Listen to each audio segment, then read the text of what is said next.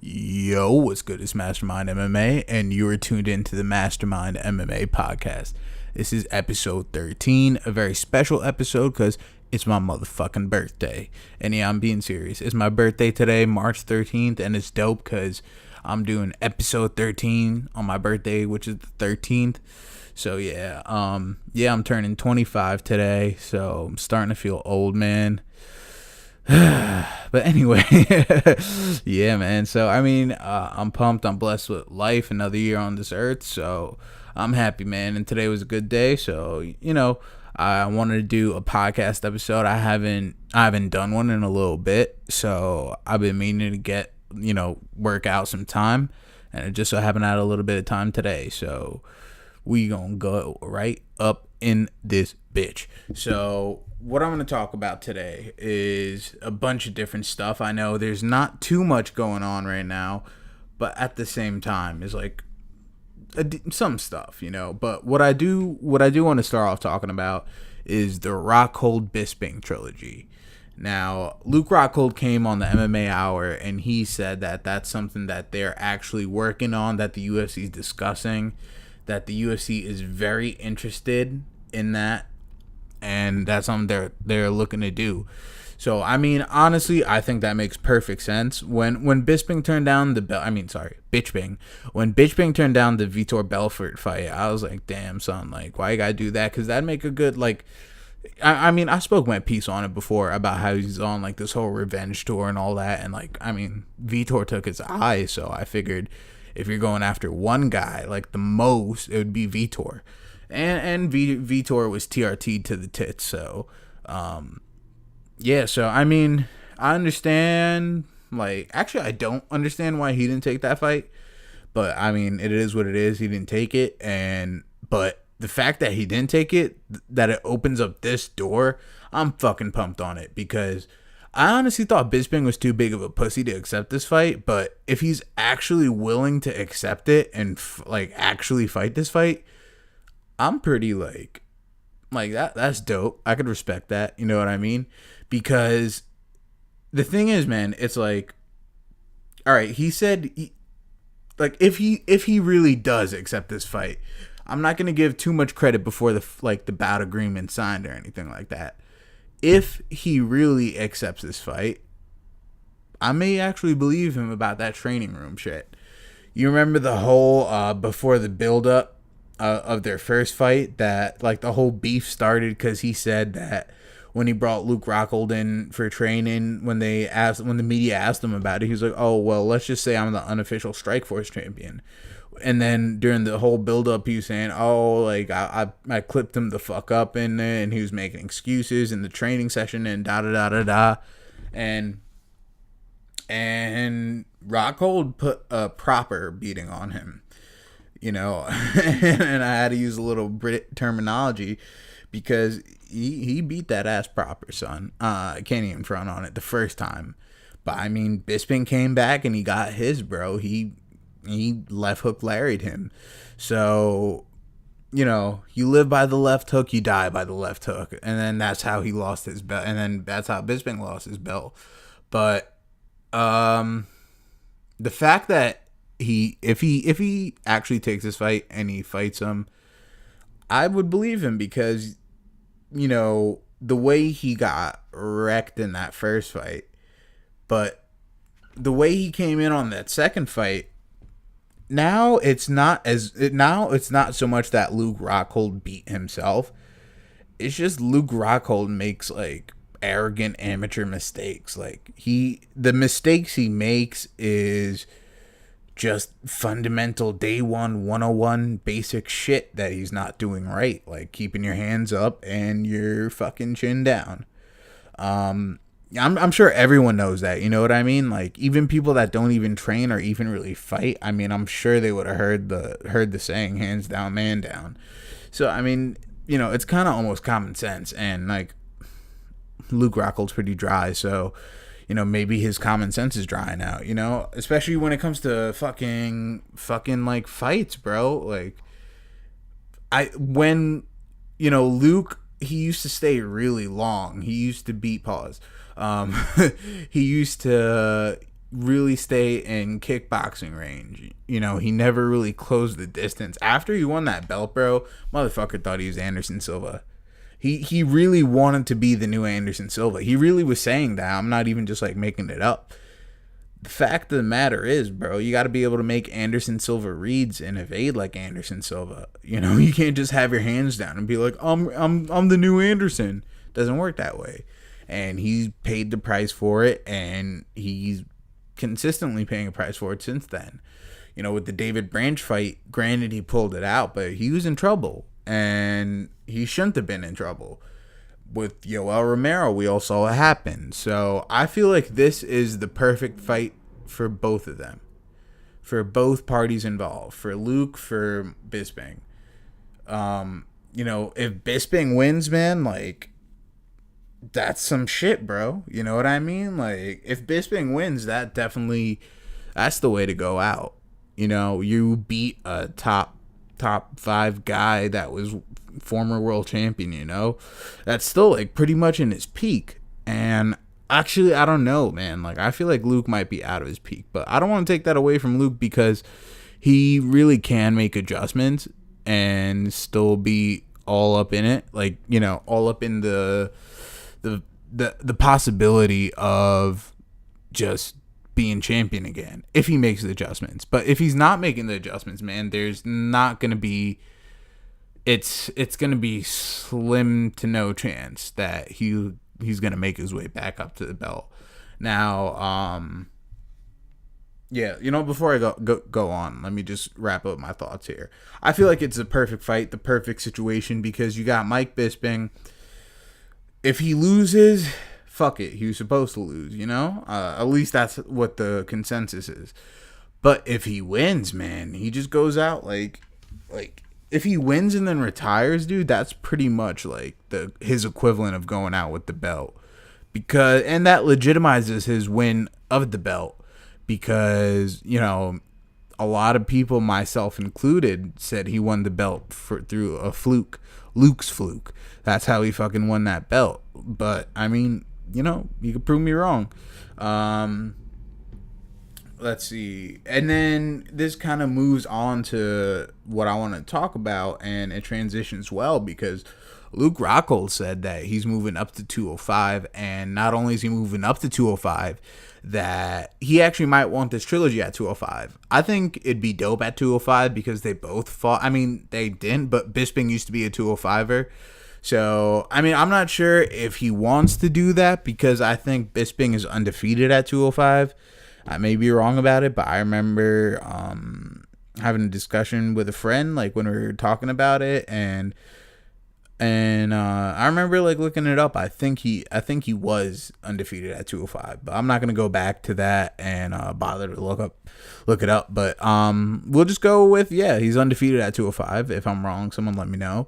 But you know, that'd be risking a kind of, you know, like a caveat he likes to throw out there. Bisping's, like, especially before he won the belt, I mean, when he was fighting Anderson and they're advertising that Anderson fight, he was saying, you know, buddy, I'm undefeated in the UK. That was his whole thing. I'm undefeated in the UK.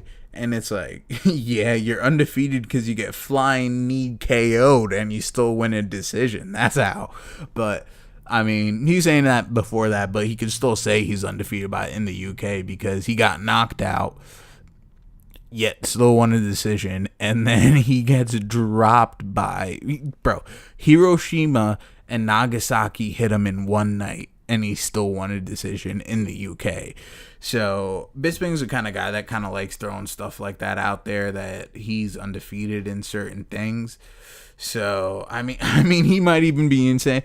Well, he actually can't. I was gonna make the joke that he could say I'm undefeated in my title reign, but he's really not because he lost the belt.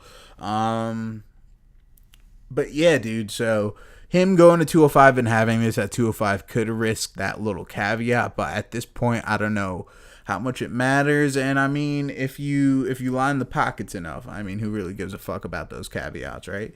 So Rockhold, dude, he said he's moving up to 205. And I'm actually I think that's funny as shit, bro, because when I said this before, I don't remember when, but I definitely said this before in a recent video. When Rockhold beat my guy Weidman, he was jawing all that shit that after the rematch. All right, so 199, if you guys don't know, 199 was supposed to be the rematch between Luke and Chris. Chris got hurt, he had to pull out. Then Bisping came in and he won the belt. But before he was at, like, when they were doing their press runs leading up to it, he was saying, "Yeah, I'm gonna beat you and I'm gonna send you up to 205." Hold on, my bad. I'm getting a call. All right, I'm just ignoring it. It's my friend. I can hit him back later. My bad. I'm not that big of a dick. I'm just in the middle of something. But yeah, you know what? Let me tell him I'll call him back. I don't come off like a dick. Yeah, I'm back. But yeah, I mean, I was riding off in a chain of thought, so I didn't want to fuck it up. But it's fucked up, and I told him I hit him back later. But what was I saying, man? About 205. Oh yeah, so he was telling Chris Weidman, like, "Oh, I'm gonna beat you and I'm gonna send you up to 205," and the fact that he got like clipped the fuck up a few times and he's actually moving up. It's a little ironic, that's all. Especially that, like, during when he had the belt, bro, it was like his arrogance was like at a real high level. You know, if you're gonna be arrogant, you gotta have some charisma to you. Because if you're just like uncharismatic and just arrogant, you're a fucking dick. But if you're arrogant and charismatic, you kind of have like a bit of a McGregor effect or like a Mayweather effect where like people love you or hate you. You're a polarizing figure.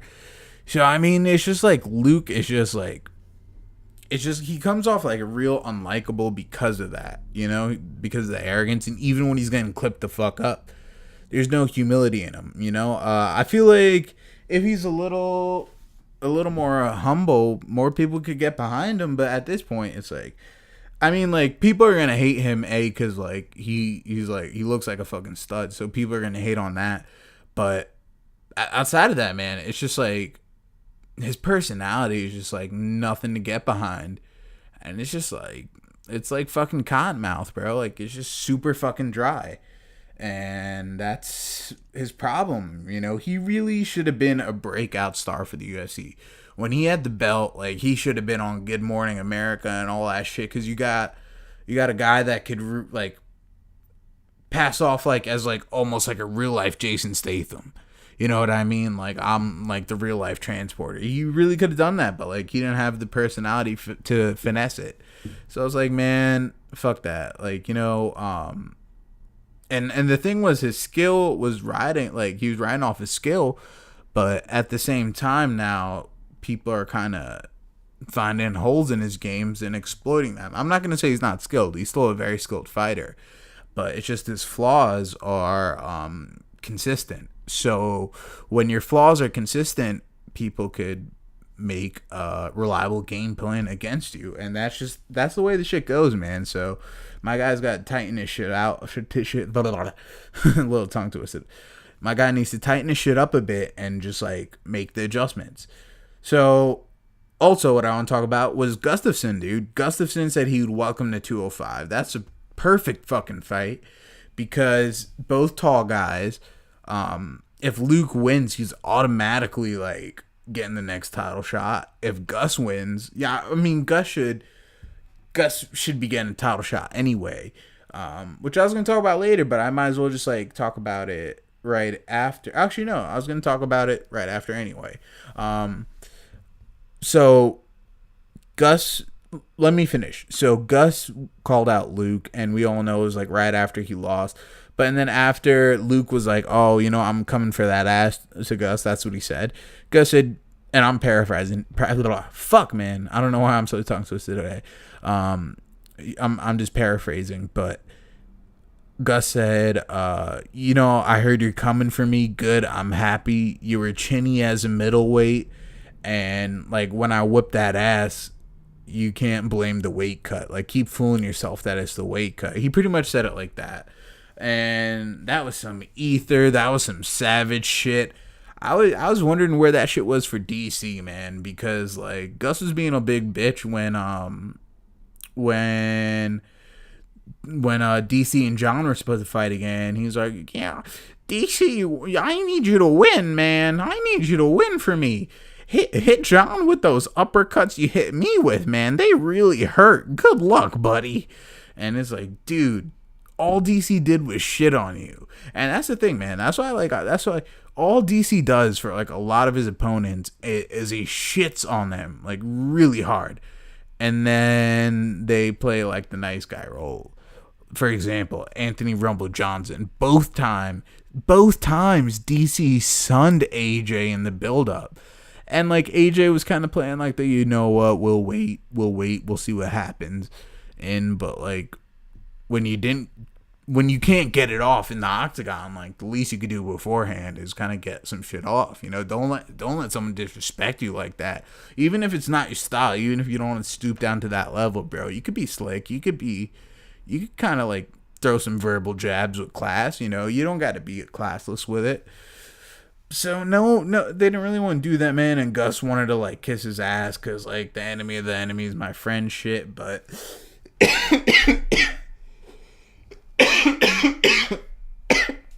Excuse me. But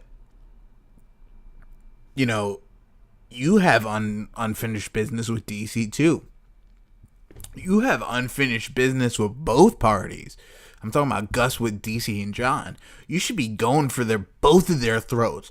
Like, you know what? Whoever fucking wins, it doesn't matter because I beat both of you anyway. I'm the real champ. Whoever wins, I got next to prove I should have had that belt around me and da da da da da. You know what I mean? But no, he's not like, no, he wouldn't do that. Now he's getting a little bit like channeling his inner Swedish savage a little bit.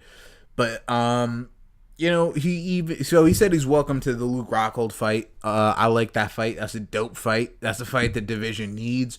205 actually needs Luke Rockhold. So that's a super dope fight. And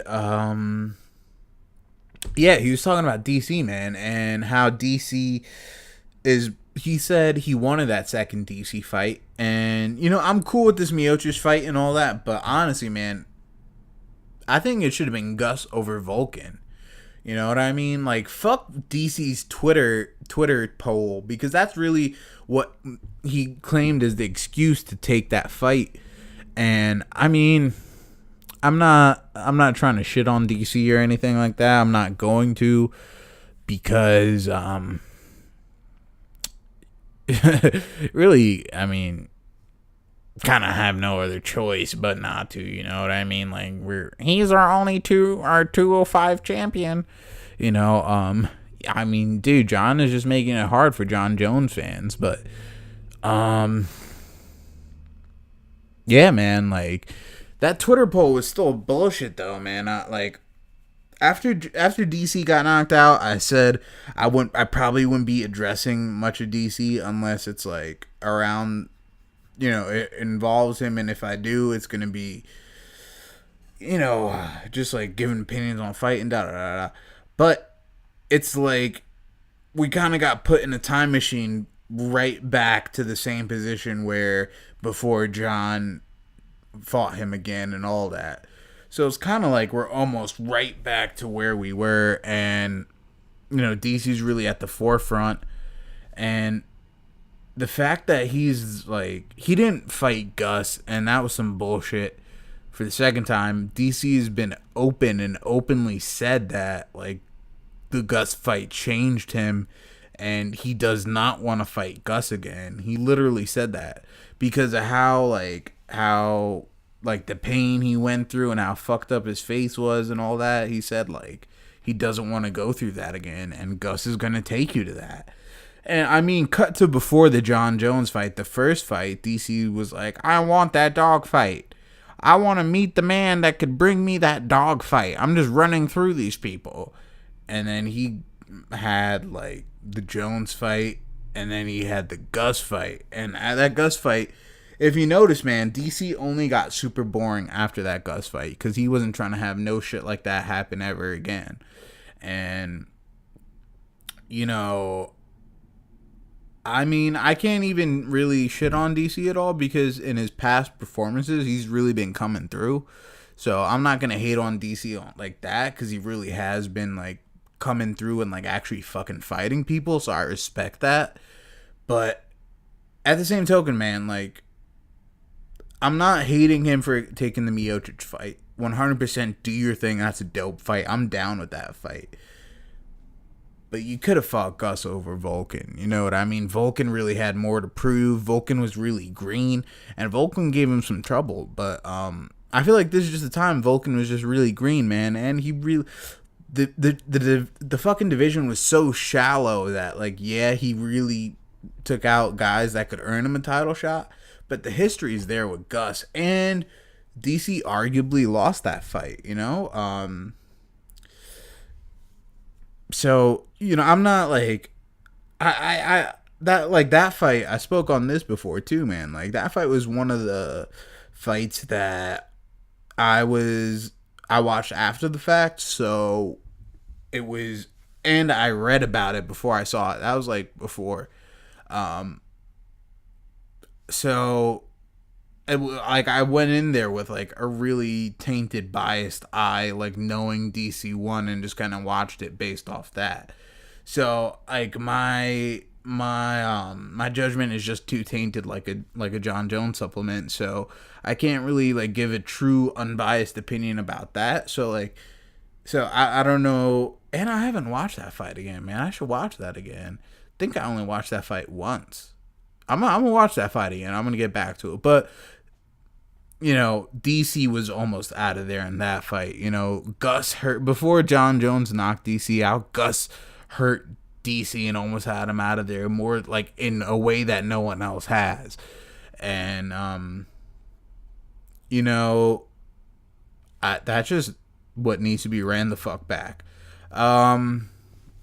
So yeah, so that's what Gus was saying about DC, and I think, oh yeah, and then he was saying like DC's playing it safe because with the Miocic fight that he can, the only like he has everything to gain and nothing to lose, which is true, and I kind of feel like, but like don't get it wrong, man. I still fuck with the fight. I want to see the Miocic DC fight, but I think that the UFC is really just looking out for the company guys now.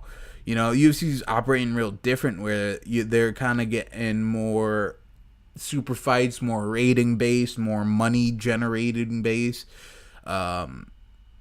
So it's like, you know, the guys that looked out for them, they're kind of like looking out for them, their guys in the sense of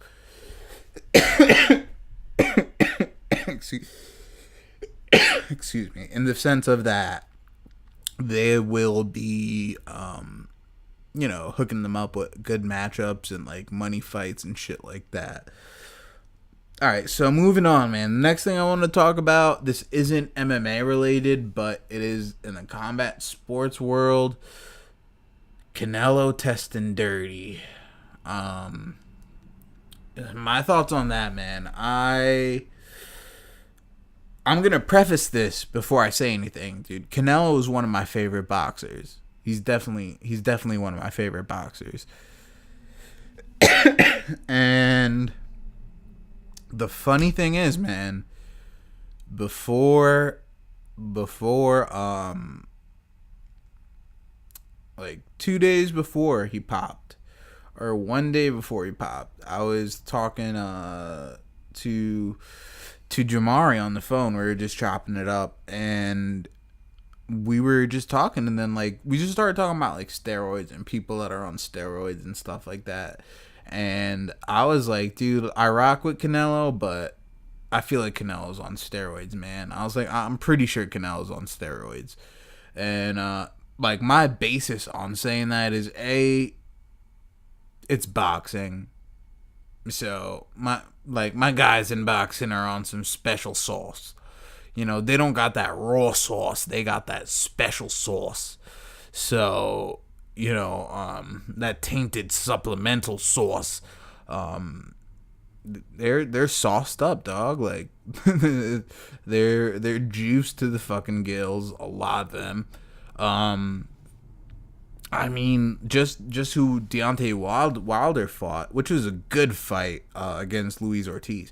That man just popped for steroids. Like the fight got called off the first time because he tested dirty, and it's kind of prevalent. I think someone was like came out recently and was telling them how they taught Roy Jones how to shoot EPO and shit like that. And I mean, steroids are pretty fucking dominant, man, especially in that space. But another thing I was saying was that the way Canelo's physique changed in the matter of time it changed in, he had the belt, then he vacated the belt to what people said were to avoid Triple G, because if he had the belt, his next mandatory fight was Gennady. But the only way he would not fight Triple G was if he vacated the belt, which is what he did. So that's a little sus. And then in that time, he just grew in size like a crazy amount. And what you have to understand is when you're at a certain, when you're like an athlete like that, when you've been training, when you're on a regimen, and you're looking to improve and stuff like that, and I get you can do things to change and shock your body and promote muscle growth and things like that, but that takes a little more time, especially when you're already shredded. When you start working out, you can make gains really fast, from not working out at all to starting to go complete into fitness. You can make really crazy transformations. But once you hit that point of you're already pretty shredded and you're already pretty built, that's when it takes time, and you have to break through a bunch of plateaus and change up your exercises and your regimens and your weights and stuff like that. Excuse me, I don't know why I'm fucking coughing so much. But the way Canelo grew, man, and the way he gained that muscle, it's dude, that's gotta be juice. And I was telling Jamari that, and he agreed. He was like, oh yeah, definitely. But that's the thing, man. Once it's just the way he transformed in the period of time he transformed, and it's not saying he can't get bigger and he can't make that transformation naturally. It's totally plausible that he could do that, but it's very, very implausible that he would be able to do that naturally in the amount of time he did it within. And I mean, the way the people juice nowadays, dude, it's they have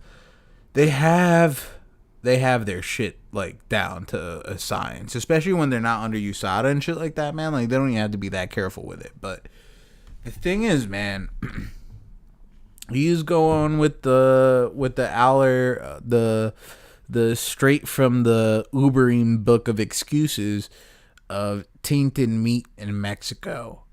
And they're saying it was trace amounts that's consistent with meats found in Mexico's that other people would pop for.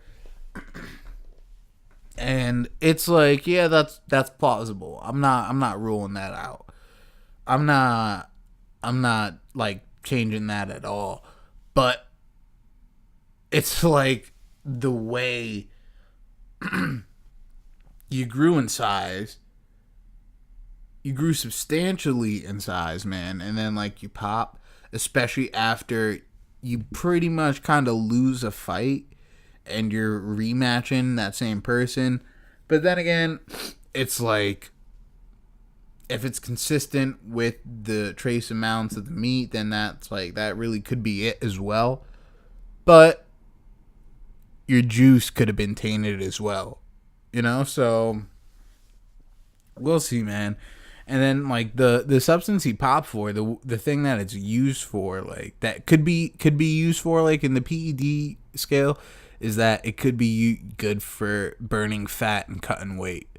So, when you're putting on mass and putting on muscle and need to still arrive at a certain weight, that could be pretty helpful. So it's situationally applicable, but I don't know. I'm not there, and he's still one of my favorite boxers. So yeah, man. Like, I guess that's my piece on that. That's my 2 cents. He really could be juiced to the motherfucking gills, or he could have just ate some fucked up meat, or he could have been on a cycle of some shit, and it just so happened he ate some meat, and he's like, bro, what the fuck is this? I'm testing for some shit I never took. I'll tell you, because I know it's not this, because I was taking this. I was taking a test, trend, whatever. So, I mean, I never know. No one ever knows, but you gotta go with what you're given. You get what I'm saying? I mean, and at that point, you really could only make assumptions.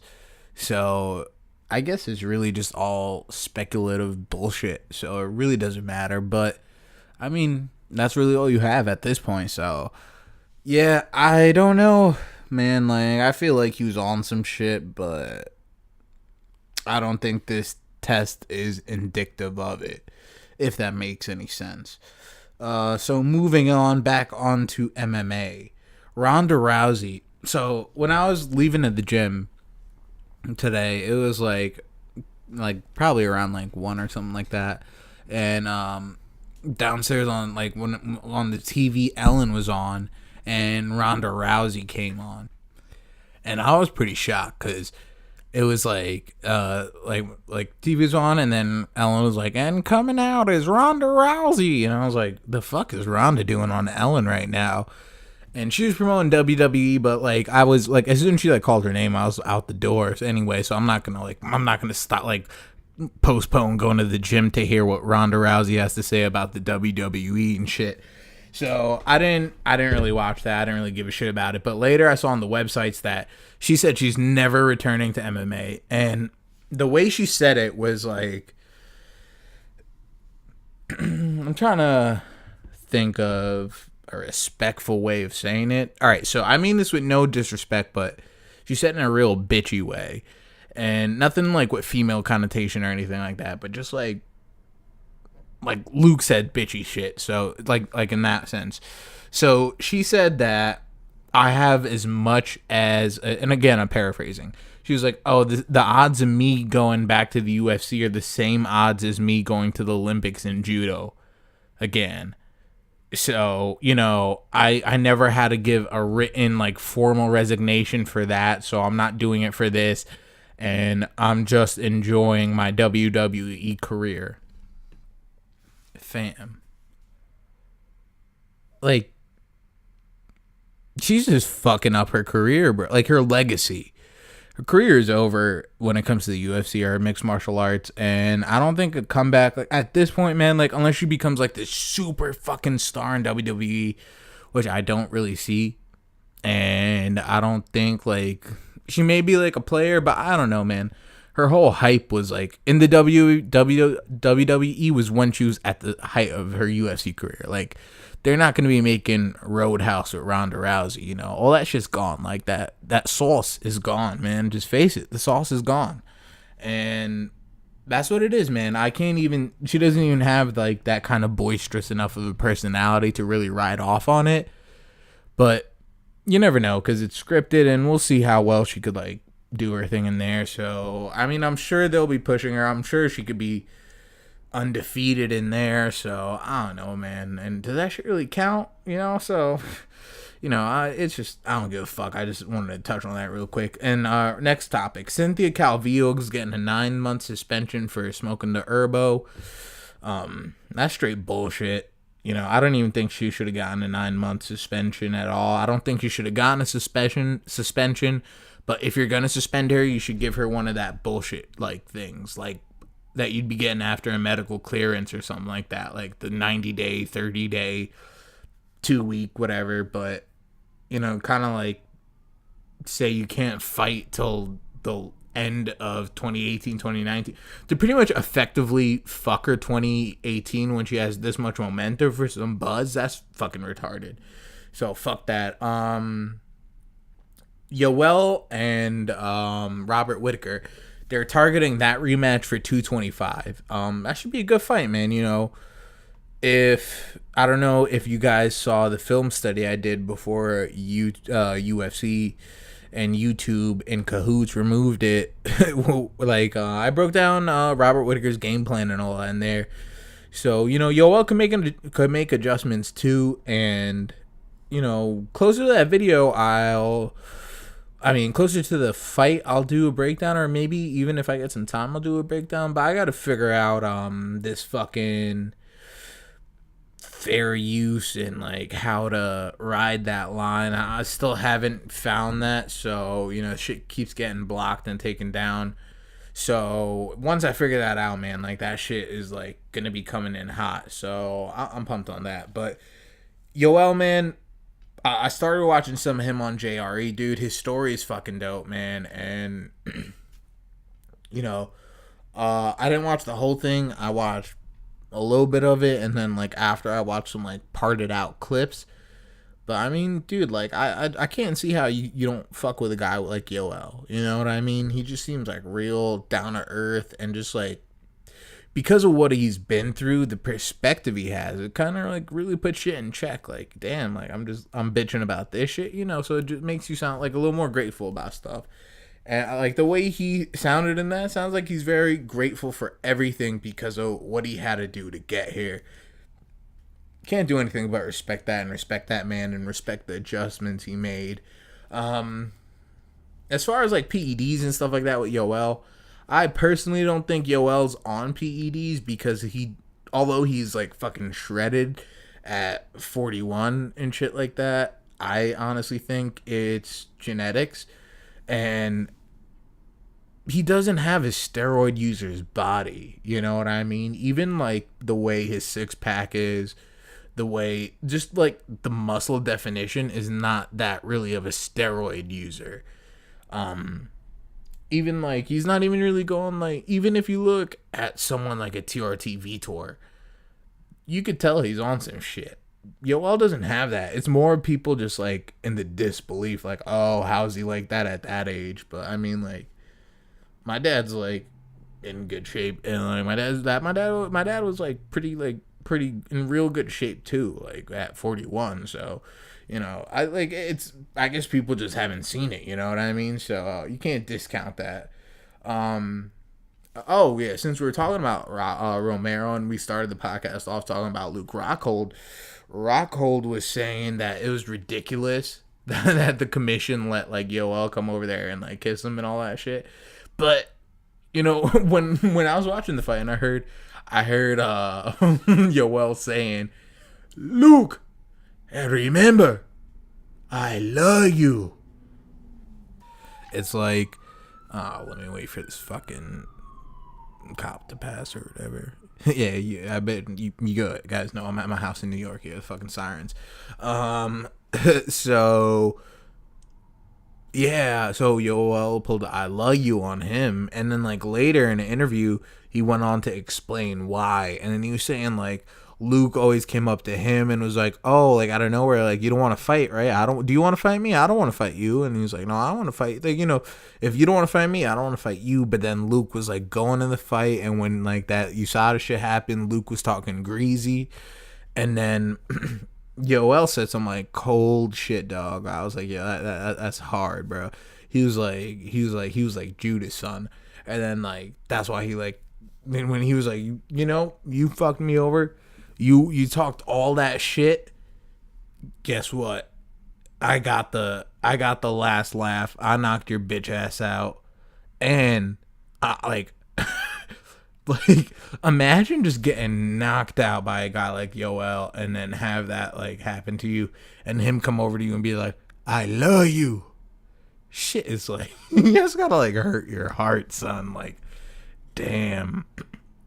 Like, he made me his bitch. So Luke is at like Yoel effectively made Luke his bitch. And the fact that, I mean, even Luke said, he was like, to quote Luke, he's like, that man felt like cement. Pause. So Yoel is just like incredibly beastly strong. So, I mean, you never know, dude. Like, back to the Whitaker fight, Yoel really could just pull some shit and cash him. You never know. So that's some shit that could happen. So Romero has a chance, bro. Romero has a chance of being John Jones, because Romero could catch anybody at any given time. It doesn't matter if you're the fucking GOAT. Yoel could catch you, and it's just a risk you take. But that's what, like, anyone with like crazy explosiveness, but he's just explosive from so many different ways. So it's not like a puncher like a AJ, where you're like, oh, he can knock you out because he's just so heavy-handed. It's just like, Yoel is so unorthodox and so explosive in so many different ways. You don't know where or how you could get knocked out. So that's the thing with him that makes it just like such a wild card. Now, Demetrius Johnson, he went on the MMA Hour, and from what I saw, he said like a whole lot of nothing. But I guess they want the TJ fight, and they're just working those terms and seeing if the UFC can agree. But that's something I want to see happen, and I talked about that before, so I'm not gonna like go into that because I don't want to be repetitive, especially when I really don't have to, and it's not like really relevant. So, Rory McDonald said he wants, because Gegard Mousasi is fighting Rafael Carvalho. I believe that's his name. I'm coming off the rip, so I mean, I might be wrong on that. So he said, because that's whoever that Bellator, like, he's the Bellator 185 champ. Gegard's fighting for that title. So Rory McDonald said he wants to go up and pretty much be the champ in Bellator. So, I mean, Rory could do it, but if Gegard wins, that'd be a dope fight. Rory versus Gegard. That's something I'd definitely tune into and definitely actually be pretty pumped for. And, I mean, Gegard's a real decorated fighter, so for him to just add more hardware to his collection, that'd be dope. And, two respectable mixed martial artists getting at it, so that'd be a cool fight to see. And yeah, man, that's pretty much all the topics I want to talk about. But as always, man, I want to show you guys love for all the support you show me, all the kind words, all the encouragement, you guys show me in the comments and all that shit like that. The community and the great family feel, we have here on this channel and shit like that.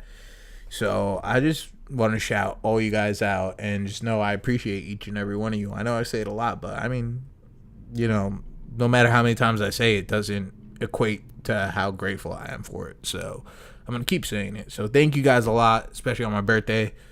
Fuck with you guys super fucking heavy. You guys are the shit. And, the best motherfuckers on here. So you already know it's Mastermind MMA.